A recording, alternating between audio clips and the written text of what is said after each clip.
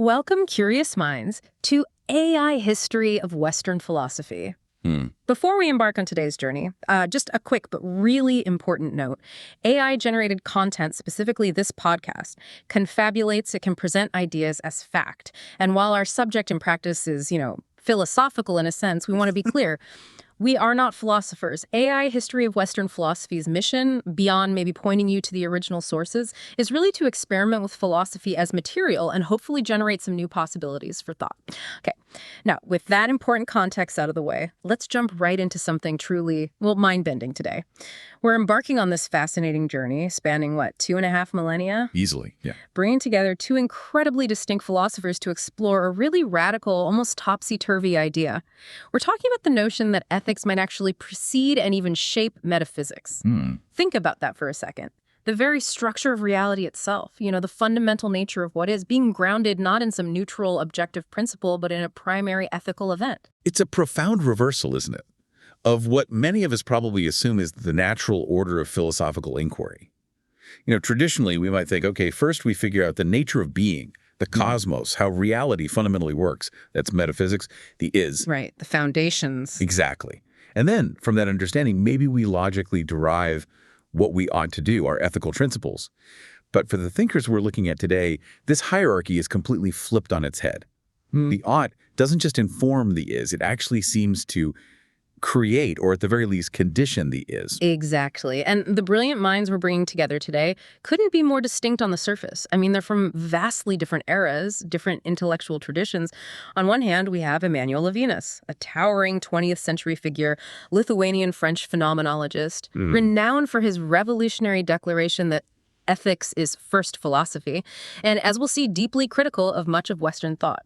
And then, jumping way back from the vastly distant past, we have Empedocles of Acragas. He's just this colossal figure from the 5th century BCE, pre-Socratic era. And his work, until quite recently, scholars often viewed it as two separate, almost contradictory things. One scientific, one religious, like he couldn't make up his mind. Yeah, I've heard that, the split personality idea. Right. But thanks to this remarkable discovery and, meticulous analysis of the Strasbourg Papyrus in the 1990s, we now have a much clearer, unified picture. It reveals this incredibly integrated philosophical system where cosmology and spiritual imperatives are not just linked, but utterly inseparable, woven together like threads in a single magnificent tapestry. And that's where it truly gets fascinating, because our core thesis for this journey today is that while their methods, their contexts, even their philosophical vocabularies are worlds apart, Completely different worlds. both Levinas and Empedocles construct a reality where the very nature of being, the cosmos, human subjectivity itself is not primary. Instead, it's preceded, it's structured, and it's given its deepest meaning by an antecedent, a fundamental ethical event. Indeed. For Levinas, this ethical event is profoundly concrete, it's singular, and it's intersubjective. It's the raw, unmediated face-to-face encounter with the human other. An experience that, in his view, establishes this infinite, non-negotiable responsibility that actually defines our very being. Wow. Infinite responsibility. And then from Empedocles, it's a much grander, more dramatic cosmic event, right? Like a primordial moral transgression, a kind of fall from grace. Exactly. A fall that fractures divine unity and, in doing so, precipitates the very physical cosmos we inhabit. So it creates the world. In a way, yes. And along with that, it throws the individual soul, the daemon, into this painful, wandering cycle of becoming and perishing within this fragmented reality. It's a radical thought from both perspectives, isn't it? Proposing that our very existence is just steeped in this ethical drama. So, our mission for you, the listener, is to guide you through their individual, often quite intricate arguments in some detail. We'll try to unpack them carefully. Then we'll carefully draw them together, revealing not only the profound structural similarities that connect them across millennia, but also the equally profound divergences in their specific approaches and conclusions. Yeah. The differences are just as important as the similarities here. Our ultimate goal is really to illuminate a persistent, compelling philosophical impulse, one that seeks to locate in the ought, in that fundamental ethical demand, the ultimate foundational explanation for the is, for the very nature of reality. So get ready for some serious aha moments, perhaps, because this really challenges many deeply held assumptions about philosophy itself. Okay, let's begin our journey then. Let's grapple with the challenging, often unsettling ideas of Emmanuel Levinas. a philosopher who, in many ways, stands in stark opposition to much of the Western philosophical tradition. All right, let's unpack this with part one. Emmanuel Levinas and the subordination of ontology.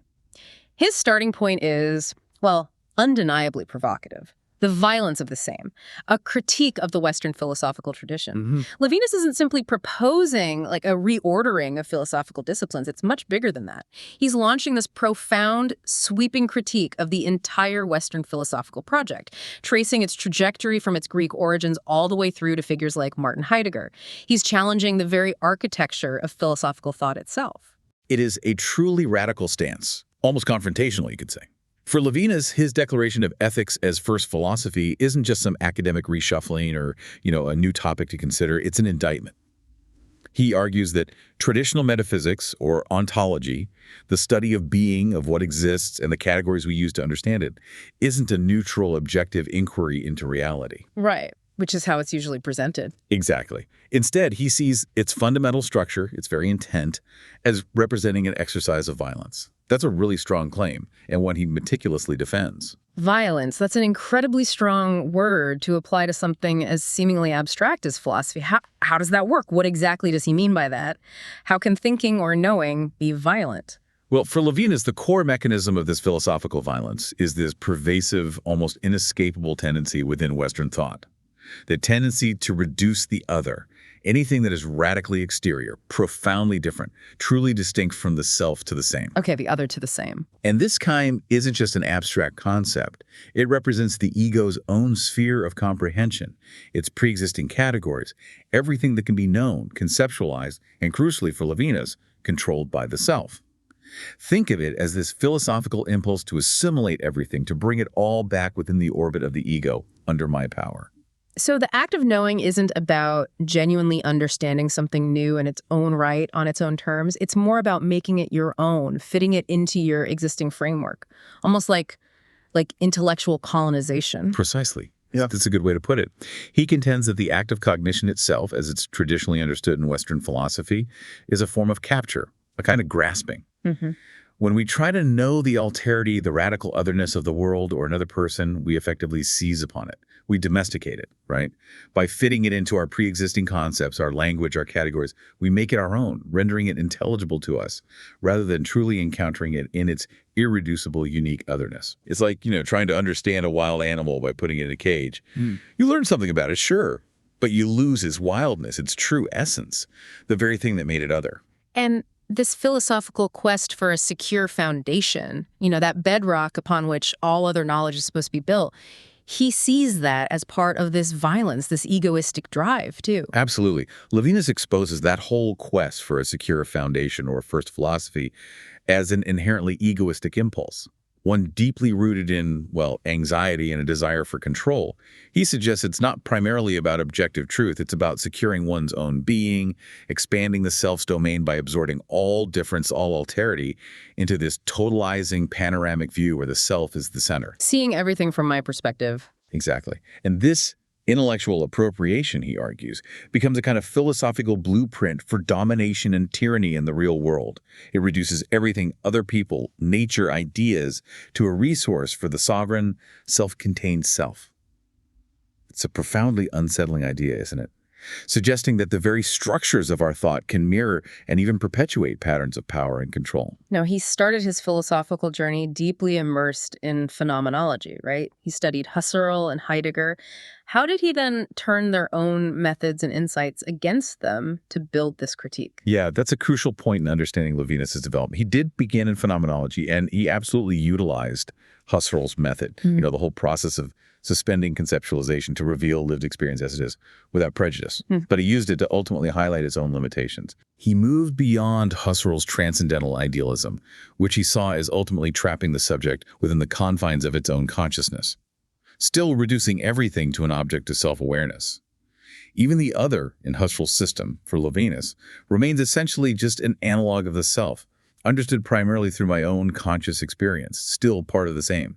And what about Heidegger? Heidegger famously sought to move beyond that disembodied Cartesian ego to Dasein, this concrete throne existence deeply embedded in the world. You'd think Levinas would find significant common ground there, given his own emphasis on lived experience and concreteness. And he initially did find considerable promise in Heidegger's radical shift.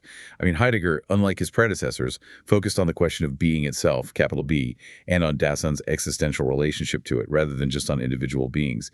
That seemed to open up new possibilities. Right. However, Levinas ultimately came to view Heidegger's fundamental ontology as the most sophisticated and paradoxically the most dangerous iteration of this tradition of violence. More dangerous. Why? Because in Heidegger's system, the overarching question of being ultimately subsumes all individual beings. While Dasein is thrown into a world with others, their distinctness, their radical alterity, is ultimately absorbed into the larger, totalizing understanding of being itself. This leaves no genuine conceptual space, Levinas argues, for a truly non-appropriative ethical relationship with a person who fundamentally transcends the totality of being. The individual other, in their unique, ungraspable essence, is still ultimately swallowed by the larger concept of being, still reduced. Okay, so if this pursuit of a foundational ontology is, for Levinas, a form of violence and ego's quest for totalization and domination, then he's really reframing what first philosophy even is. It's not just arguing for a different foundation, but maybe questioning the need for one in that way entirely. He absolutely is. That traditional architectural metaphor of a foundation in philosophy, thinking of metaphysics as the bedrock upon which everything else is built, he argues that reveals a deep-seated human desire, a desire for security, for control, for totality. And Levinas argues this desire isn't just an intellectually pure motive. Far from it. It's driven by something else. Yes. It's an expression of the ego's violent self-affirmation, its relentless claim to a place in the sun that, he vividly says, leads to the usurpation of the whole world. It's a philosophical drive to make everything belong to me, to fit into my system. So the establishment of a metaphysical foundation isn't some neutral discovery of objective reality. It's presented almost as an act of power, a strategic choice. Precisely. It's presented as a contingent act of power designed for strategic reasons, much like, choosing a building site based on what stresses it needs to withstand and what views it commands. This act of founding is an attempt to create a closed system, a totality where everything is defined externally, from a third-person objectifying perspective. And this ultimately effaces the unique, first-person expression and irreducible alterity of the other. It silences the other, in a sense. In a very real sense, yes. Yeah. By exposing this will to power at the heart of the traditional will to know, Levinas clears the ground. He creates space for a philosophy that doesn't start with the sovereign ego and its drive for totality, but with an event that profoundly calls that very sovereignty into question. It's a radical inversion. So, if traditional philosophy is a form of violence, this attempt to reduce the other to the same, where does Levinas begin anew? He clears the ground for a philosophy that doesn't start with the sovereign ego, but with an event that fundamentally calls that sovereignty into question. This brings us, I think, to the epiphany of the face, a phenomenology of the ethical encounter. Exactly. Having systematically dismantled the traditional edifice of ontology, having shown how it leads to this kind of intellectual violence, Levinas locates the true origin of philosophy, not in ancient wonder or doubt, not in pursuing abstract concepts, but in what he calls a traumatic encounter. Traumatic? Yes, an event that actually precedes all cognition and theory. It exists prior to our ability to fully conceptualize or understand it. It's something that happens to us rather than something we initiate.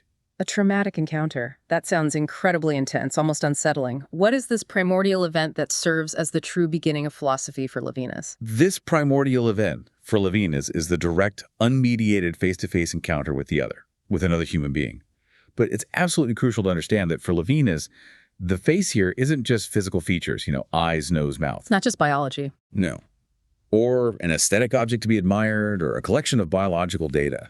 It is an epiphany, a profound and singular revelation of absolute otherness, something that is radically distinct, utterly exterior, and cannot be contained or comprehended by my categories.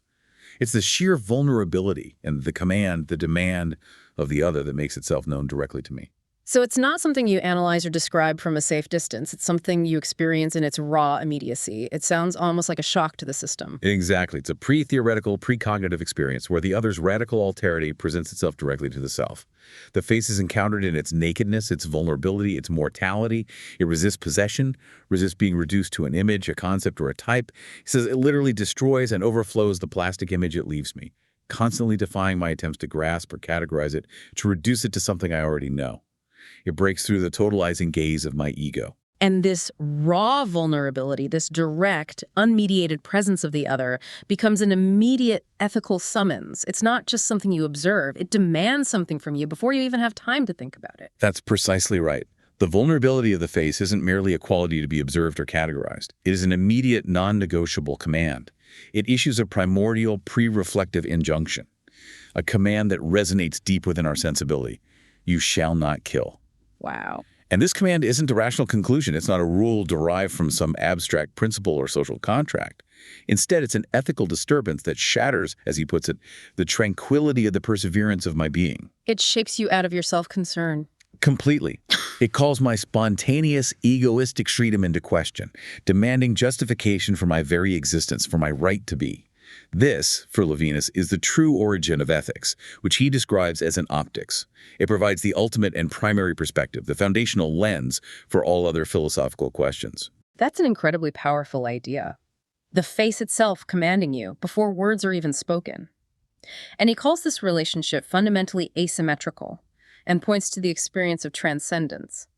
What does that imply about the nature of this ethical bond? It's not an equal exchange. No, it's fundamentally asymmetrical because the other approaches paradoxically from a position of height, like a master, a teacher who commands and judges my self-sufficiency, and simultaneously from a position of absolute destitution, embodying the vulnerability of the widow, orphan, or stranger.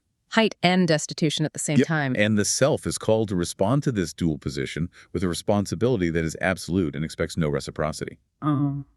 Levinas states, quite starkly, I am infinitely responsible for the other, but I cannot demand that the other be responsible for me in the same way. You can't demand it back. No. To demand reciprocity would be to view the relationship from a neutral third-person perspective, which would instantly efface the uniqueness and singularity of my subjective position as the one who is called, the one who is obligated. This encounter with the other, in its resistance to my grasp, in its infinite demand, is the concrete experience of infinity, a reality that cannot be contained within the finite, closed totality of my world. The other's face is the breach in my solitude, the eruption of a transcendence that gives my existence meaning and direction, pulling me out of my self-enclosed world. You know, I'm noticing his language again, epiphany, infinity, transcendence, command. It resonates so deeply with theological traditions, doesn't it? Is this then a kind of profound secularization of divine revelation, moving it from God to the human encounter? It absolutely is. You've hit on something crucial there. Levinas' phenomenology reveals itself as a profound and radical secularization of divine revelation. Structurally, the other in this ethical encounter occupies the position traditionally held by God as the source of an absolute moral command. His language is deeply, intentionally theological. He explicitly connects the encounter to the idea of infinity, much like Descartes did, but he makes it concrete and interhuman. He speaks of a trace of the divine, and eleity, which is a complex term referring to the he or that which is absolutely absent, a kind of irreducible beyond from which the face emerges as a summons. And the command itself. Yes, the primary command, you shall not kill, is a direct and unmistakable echo of the Decalogue, the quintessential divine injunction found in many religious traditions. So he's performing this radical philosophical transposition, taking these profound concepts usually reserved for the divine, for God, and grounding them entirely within the human-to-human experience. Exactly. The transcendent source of ethical obligation is moved from a supernatural deity, from some beyond, to the imminent, yet no less transcendent encounter with another human being. Ethics remains founded upon revelation, but the site of that revelation is now the vulnerable, commanding face of my neighbor right here in the world. This profound and unsettling encounter, then, fundamentally redefines who we are as subjects. It's an ethics that comes from confronting the absolute alterity that stares back at you. This profound encounter, this traumatic origin of philosophy, it fundamentally redefines who we are. It's not just a new ethical framework, but a new understanding of our very selfhood. This leads us directly to subjectivity as subjection, the doctrine of infinite responsibility. And this is where Levinas derives his most radical thesis, right? The very nature of subjectivity itself. The Western tradition, from Descartes onward, largely sees the subject as free, autonomous, a self-positing ego, the master of its own domain. But Levinas argues this gets it completely backwards. It's indeed utterly backward. For Levinas, responsibility for the other is not some optional add-on to an already constituted self. It's not something you choose after you exist. It is the fundamental and inescapable structure of subjectivity. The self is responsibility. Subjectivity is subjection. Subjectivity is subjection. It's not that I exist first and then perhaps choose to be responsible. No, I am constituted by this responsibility. My identity is forged in this ethical call before any act of conscious self-assertion. I am called into being by the other. And he calls this infinite responsibility. That phrase carries immense weight. How do we fully unpack what infinite truly means in this context? It sounds overwhelming. It is overwhelming, and it's infinite in several profound ways. Firstly, it's prior to any specific action or commitment I have made. I am responsible before I have even done anything, simply by being confronted by the other's face. It's a pre-original responsibility, one that I did not choose, one that finds me. Secondly, it can never be fully satisfied. The more I fulfill my duty, the more responsible I paradoxically become. It's not a task you can complete and then be free of. It's a continuous, ever-deepening obligation, like a wellspring that never runs dry. It just keeps demanding more. Yes. And thirdly, it's so vast, so encompassing, that it extends even to the other's responsibility, making me astonishingly responsible for their crimes, for their suffering, for the very possibility of their being harmed. The self in this framework is thus truly a hostage, arrested by the needs and demands of the other, subjected to an absolute command before it can ever posit itself as a free and independent agent. So the I doesn't even begin with the Cartesian, I think, therefore I am, as an autonomous thinking subject. It's more like, I am called, therefore I am, or maybe I am responsible, therefore I am. Precisely. That's a very good way to capture it. This radical redefinition means the I doesn't begin with the self-certainty of the Cartesian cogito or the world-engaging projects of Heideggerian Dosing. Instead, the I emerges, paradoxically, in the accusative case as me, as the one accused or called forth by the other's demand. As me before I. Exactly. My very right to be is called into question by their presence and their vulnerability, and I must answer for it.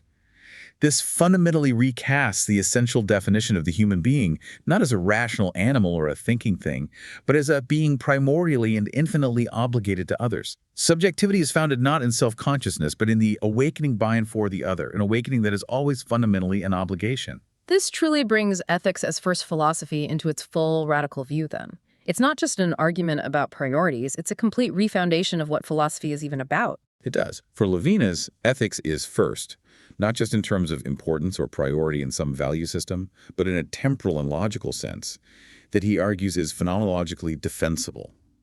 He suggests that the ethical relation, this face-to-face encounter, is the forgotten experience from which all other thought, all other meaning, and even the very possibility of philosophy itself lives. The ground from which it all grows. Exactly. It's the pre-reflective, pre-cognitive ground that makes any reflection, any concept, any understanding of the world truly possible in the first place. Traditional metaphysics, or ontology, then becomes, in his view, a secondary derivative and often problematic reflection that attempts to neutralize or thematize this primary unsettling ethical ground. To tame it, essentially. To make it safe again. Right. True first philosophy for Levinas is the description of this primordial ethical sensibility, this inescapable subjection to the other that constitutes human subjectivity. It's a philosophy that begins not with the self's freedom to know, but with the self's overwhelming obligation to respond. Okay.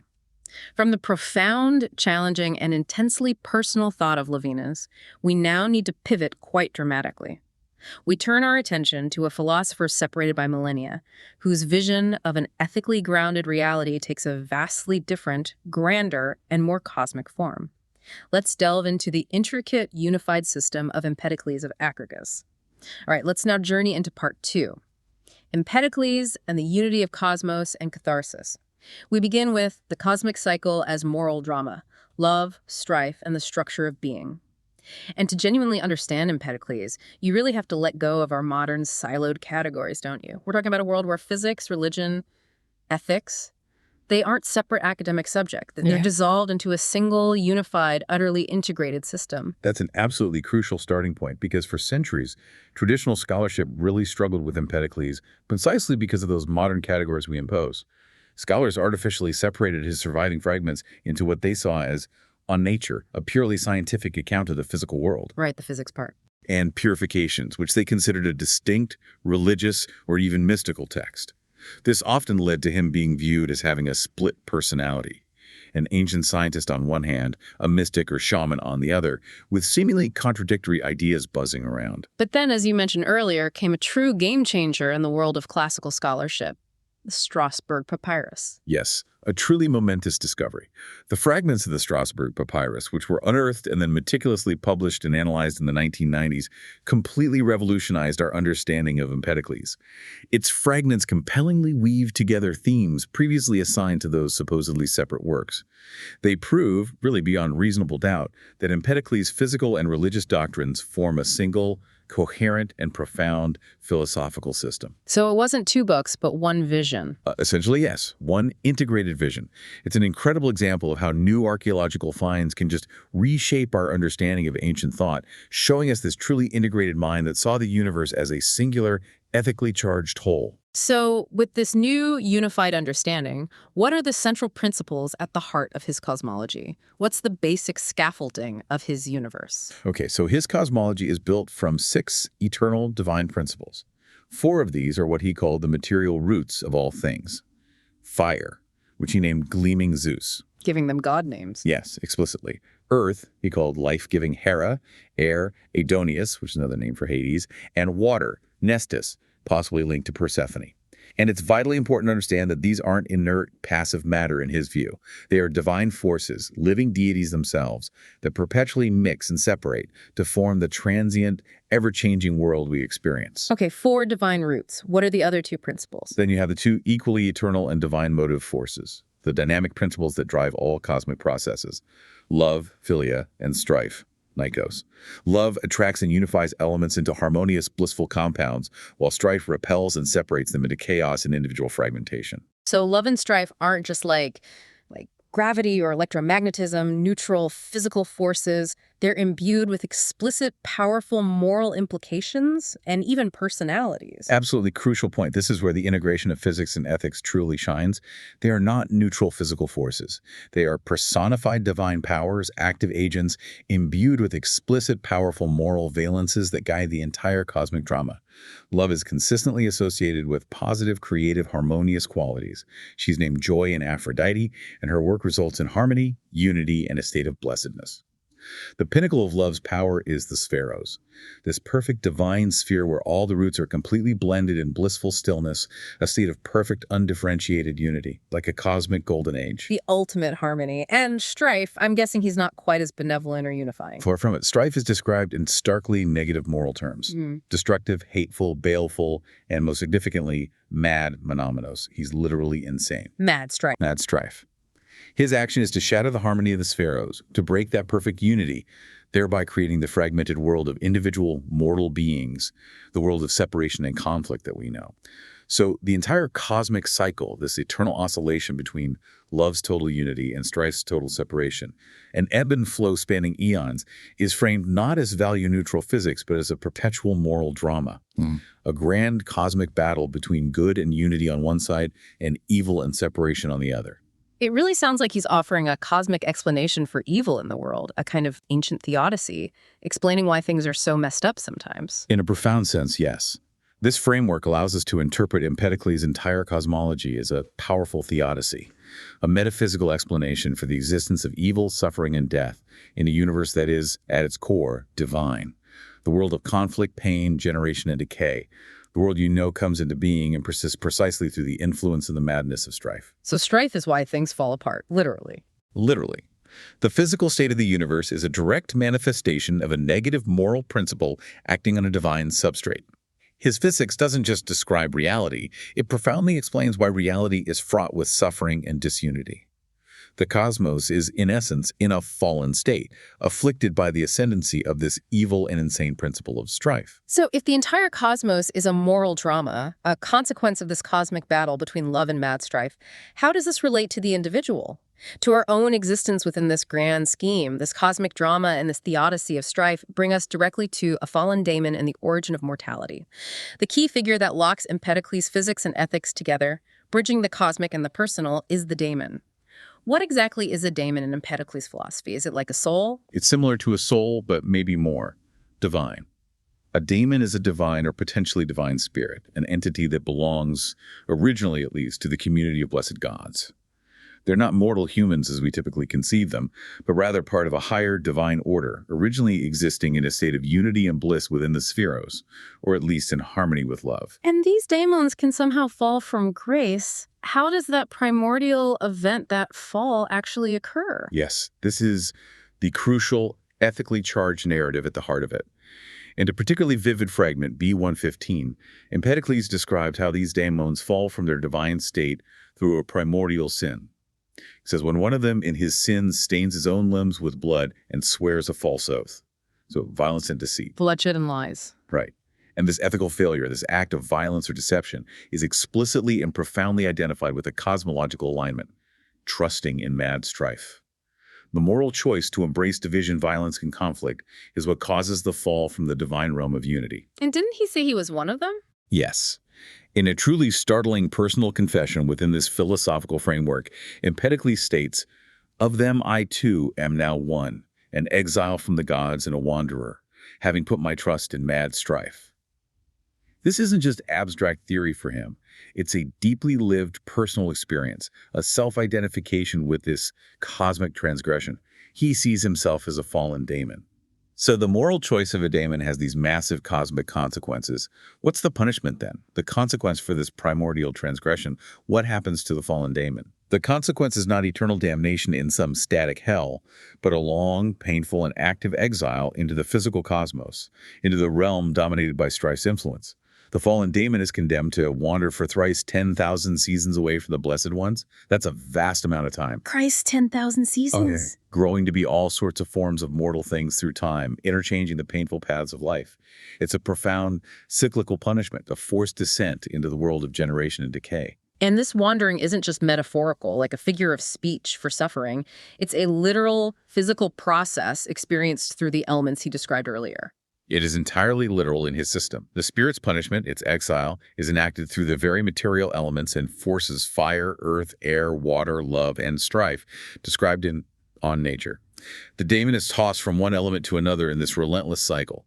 Air pursues it into the sea spits it onto the earth casts it into the rays of the sun, which in turn throws it back into the eddies of air. Like a cosmic pinball machine of suffering. That's a good image for it. It's a relentless elemental torment that highlights the fragmented and violent nature of the world created by strife. So this exile takes the form of metempsychosis, or reincarnation, forcing the daemon to inhabit a succession of mortal bodies. This is where Empedocles makes that famously evocative claim about his own past lives, isn't it? Exactly. He famously says, "For I have been in the past a boy and a girl, a bush and a bird, and a silent fish in the sea." And this process is described not as some opportunity for growth, but as a series of hard ways of life, a painful journey through the fragmented, perishable world created by strife. The very condition of mortality, of being a separate, individual, perishable creature, subject to birth and death, is itself a direct consequence of the primordial sin of aligning with strife. Our individual, separate existence, our very finitude, is itself a punishment, a mark of that original ethical lapse. Wow. Okay, so this reveals a profound identity then. The individual daemon's journey isn't just analogous to the cosmic cycle, it is a smaller scale manifestation, a microcosm of that same macrocosmic process, driven by the same fundamental cause. Absolutely. This is the absolute heart of his unified system. The macrocosmic drama is the cyclical victory of strife, separation, and multiplicity over love unity in the spheros. The microcosmic drama is the fall of the daemon from divine unity into the painful cycle of reincarnation, which means experiencing a multiplicity of separate mortal lives. One reflects the other. Perfectly. And the cause of the daemon's fall is explicitly trusting in mad strife. Therefore, the ethical choice to align with the cosmic principle of separation is the event that precipitates the daemon's entry into a state of physical and existential separation. It's an incredibly sophisticated linking of personal morality to cosmic physics. So in essence, for Empedocles, his physics is ethics writ large. The universe itself is the stage for a moral drama, and its structure reflects that drama. That's it, exactly. The metaphysical condition of our world, a world of separate mortal beings, of conflict and decay, is the direct consequence and perfect reflection of a primordial moral condition, a moral failing. His cosmology is, in effect, the epic narrative of a moral fall. It's a complete and utterly seamless integration of the physical and the ethical. Okay, so if this is our cosmic predicament, this seemingly endless cycle of suffering and exile due to a primordial moral transgression, Does Empedocles offer a way out? Is there a path to redemption, or are we simply trapped forever in this cycle of strife? Well, given that the cosmos is the arena of this grand moral drama, and individual existence is presented as a state of punitive exile, Empedocles' philosophy is necessarily soteriological. It has to offer a path to salvation or liberation. Soteriological, meaning relating to salvation. Exactly. And this path is meticulously detailed in his doctrines of purification, or katharmoi, which aim to reverse the effects of strife and restore one's connection to love. So there's a definite goal here, a way to escape the wheel of wandering and suffering. Yes, the ultimate goal is clear: to escape the painful cycle of rebirth, to purify oneself of strife's corrupting taint, and to return to one's original divine state, to rejoin the company of the immortal gods, a state of blessedness and unity. And this is an explicitly ethical project. It requires conscious effort and a fundamental realignment of one's will and actions with the cosmic principle of love. It's not just about performing ritual, it's a whole way of living. And how does one achieve this purification? Are there specific practical, ethical imperatives involved in this cosmic project? What do you actually do? Indeed, there are very practical things. The foremost of these is an absolute prohibition against killing and consuming animal flesh. Vegetarianism is key. Okay, why specifically not eating meat? It isn't based on mere sentimentality like animals are cute. It's grounded directly and profoundly in the metaphysical doctrine of metempsychosis. Because all living creatures, whether plant or animal, are potential temporary vessels for a wandering daemon, the act of slaughter is considered the ultimate sin. It's a form of murder, or even worse, potentially an act of cannibalism, as one might be killing and eating a kinsman, a fellow divine spirit, trapped in a different animal form. So eating meat is siding with Strife's violence. Precisely. This ethical imperative to vegetarianism is a direct and powerful rejection of the violence and separation inherent in the principle of strife, and a conscious attempt to live in accordance with the harmony and unity of love. So purification isn't just about ritual or diet, though that's part of it. It sounds like a deep understanding. A path of knowledge is also essential for this salvation project. Absolutely. You need the know-how. To truly escape the cycle and return home, the daemon must acquire a deep internal understanding of the cosmos, of its own divine nature, and crucially, of its past incarnations. You need to know the map of reality. The study of natural philosophy, far from being some disinterested scientific pursuit, is presented as an essential component of salvation. It provides the intellectual map for the spiritual journey. So by understanding the four roots and the eternal struggle between love and strife, individuals can consciously reject strife's influence and actively cultivate love's unifying power within themselves, both physically and spiritually. That's the idea. Conscious alignment with love, based on understanding the structure of reality. And Empedocles himself seems to position himself as more than just a philosopher here, almost as a kind of divine guide. He does. He definitely presents himself that way. He sees himself not just as a rational philosopher, but as a divine teacher, even claiming at times to be a god walking among mortals, possessing this salvific knowledge and potentially the power to perform miracles. He explicitly aims to guide others toward deification, toward reclaiming their divine heritage. His intricate physics, then, provides the necessary map, the theoretical understanding for a journey whose ultimate destination is profoundly ethical and spiritual liberation. It's a complete and purposeful intertwining of scientific understanding with spiritual purpose. Okay. We've explored these two profound and complex philosophical visions separately now, spanning millennia. Let's bring them together and deeply compare how they each argue that ethics is the ultimate foundational principle for understanding being itself.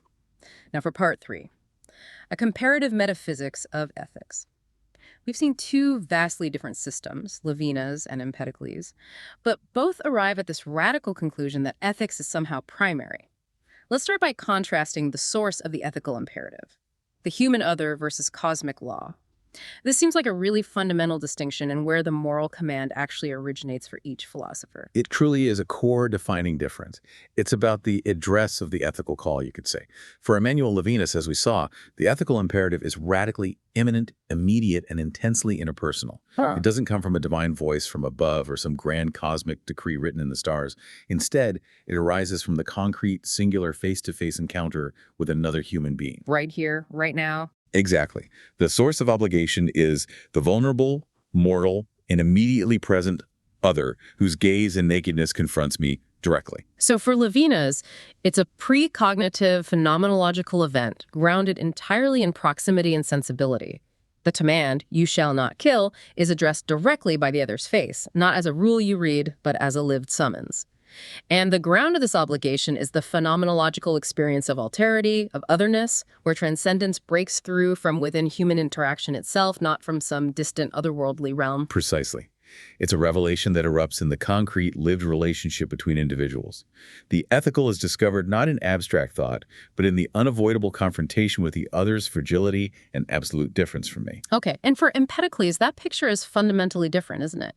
The source is far removed from individual human encounters. It's much bigger, more ancient. Fundamentally different, yes.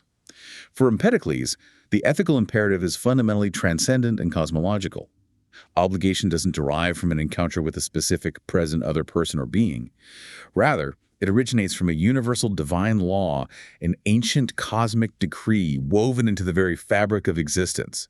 He calls it an oracle of necessity, an ancient decree of the gods, eternal and sealed with broad oaths. Sealed with oaths. Sounds serious. It is.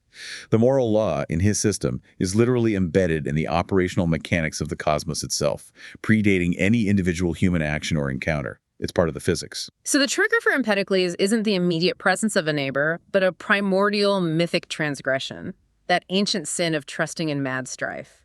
And the command is a universal injunction to abstain from evil, grounded in a metaphysical doctrine of a divine cosmic order and an original fall from that order. This stark contrast is really crucial for you, the listener, to grasp. Levinas locates ethics in the immediate, intensely personal human encounter, making it a matter of subjective response to alterity. Empedocles, by contrast, finds it embedded in the very fabric of the cosmos, a universal ancient law that dictates the very conditions of existence and our individual place within it. One is an ethics of immediate responsibility, the other an ethics of cosmic destiny and purification. Okay, let's move on to metaphysics as the consequence of ethics. Despite these vastly different sources for the ethical command, both thinkers reach the truly radical conclusion that metaphysics, the very nature of being, of reality, is not primary. It's instead subordinate to and a consequence of a fundamental ethical condition. This is where their core convergence lies, right? This shared revolutionary inversion of traditional philosophy. Absolutely. This is the mind-bending part they share.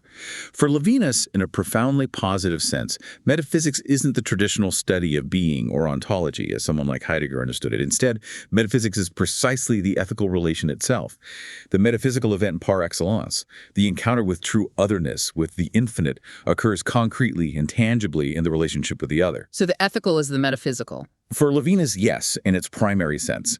What we call traditional metaphysics or ontology then becomes what results when this primary founding ethical relation is ignored, violated, or perhaps most dangerously, systemized into objective knowledge, when it's turned into concepts, thereby reducing the other back to the same. So for Levinas, the very possibility of a meaningful reality that transcends the solipsistic self-enclosed ego is established ethically first. The ethical encounter isn't just about morality. It's the precondition for any meaningful thought about being, about transcendence, about anything beyond my own consciousness. Ethics precedes ontology. Metaphysics stands or falls on ethics. Yes. For Levinas, you cannot even begin to ask about being in a meaningful way, about the true nature of reality, without first acknowledging and responding to the ethical call of the other. That encounter breaks open the totality of my world and allows for the truly transcendent, the truly metaphysical, to appear. And for Empedocles, it's a more direct, almost narrative causal relationship, isn't it? The cosmos, as we know it, is literally a result of an ethical failure, a consequence of sin. Exactly. For Empedocles, the entire metaphysical structure of the physical world, the cosmic cycle of love and strife, the plurality of separate entities, the painful processes of life, death, and rebirth, all of this is the direct narrative consequence of a primordial moral state, or rather, a moral failure. The cosmos exists as it does because of the original ethical choice to trust in strife. His physics is not a neutral description of how things are. It is the epic, tragic story of the daemon's ethical fall and its arduous journey toward purification and eventual return. So being follows doing, or failing to do. In a sense, yes. The being of the world is a direct reflection of a prior ought, specifically an ought not that was violated. The is shaped by the ought. Okay, that's the crucial takeaway for you, the listener. Both challenge the traditional hierarchy of is before ought, arguing that being is fundamentally shaped by a primary moral reality. But Levinas does so through a phenomenological argument rooted in immediate human interaction, asserting that ethics is metaphysics in its truest form. While Empedocles does it through a grand, mythic, cosmological narrative, asserting that an ethical condition causes the cosmological state we find ourselves in.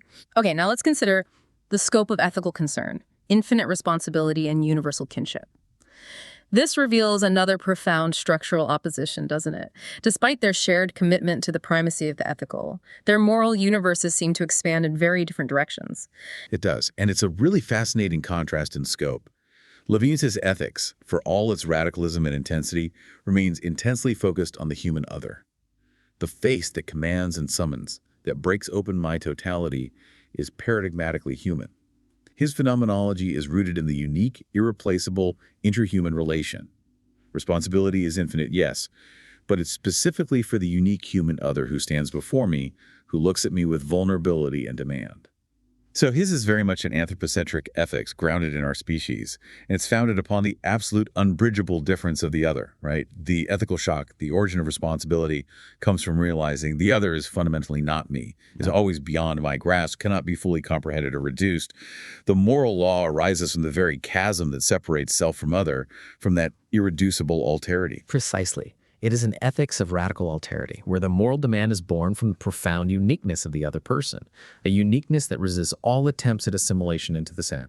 But Empedocles' ethics, by contrast, seems to cast a much wider, almost universal net, extending far beyond just human-to-human interaction. Indeed, it is radically non-anthropocentric, in a way that resonates, perhaps surprisingly, with some modern ecological thought.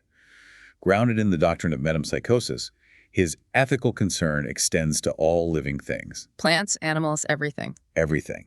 The universal prohibition against killing and meat-eating stems directly from the metaphysical belief that any plant or animal may be the current vessel of a fellow demon on its purificatory journey. Every creature you see could be a fallen god, one of your own kind, trapped in that form.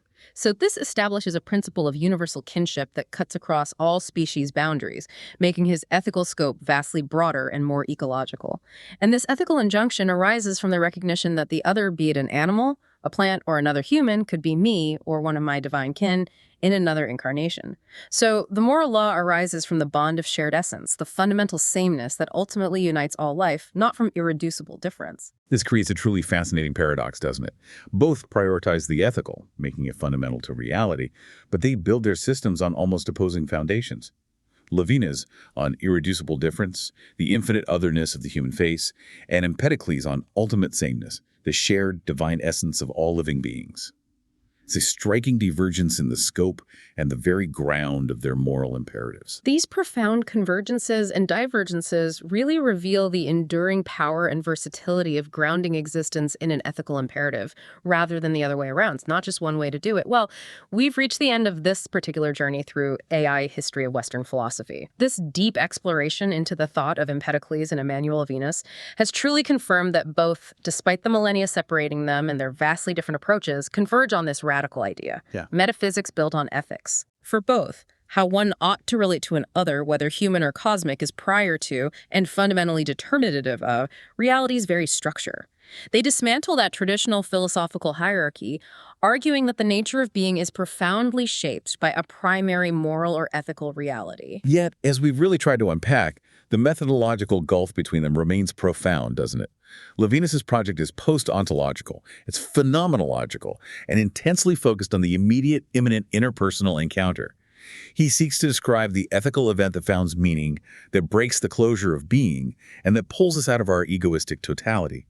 For him, ethics is the way out of the tyranny of being, a path to true transcendence found in the fates of the other. And then there's Empedocles. His project is pre-Socratic, it's cosmological, articulated through this rich, mythic, poetic narrative that integrates science and spirituality in a way that's maybe foreign to us now. He describes a primordial ethical event, a failure of the daemon to align with love, choosing strife instead that fractured divine unity. And that fracture created the physical world of multiplicity, suffering, and mortality that we inhabit. Yeah. For Empedocles, a failure of ethics is quite literally the way into this world of fragmented being and painful experience. It's just fascinating to compare them. Absolutely. Ultimately, the juxtaposition of these two extraordinary thinkers reveals the enduring power and I think the versatility of this philosophical impulse to ground existence in an ethical imperative. Levinas, with his emphasis on the immediate, vulnerable encounter, speaks powerfully to a modern sensibility, perhaps. Locating the infinite in the finite other, demanding immediate and absolute personal responsibility. Empedocles, by contrast, offers this grander, more ancient vision of cosmic cycles, where our individual moral lives are inextricably entangled with the fate of the entire universe itself, and with the universal kinship that binds all living things. It's a truly powerful and provocative thought to end on, isn't it? Whether conceived as an immediate, vulnerable encounter with another human being demanding infinite responsibility, or as an ancient cosmic drama of a fallen universe, where our very mortality is a consequence of primordial sin. The idea that our very existence is fundamentally defined by our responsibility remains one of philosophy's most radical and persistent propositions. So, as you go about your day, maybe consider this. What does it mean for you to seriously consider that the deepest truths about reality might actually emerge not from what is, but from what ought to be?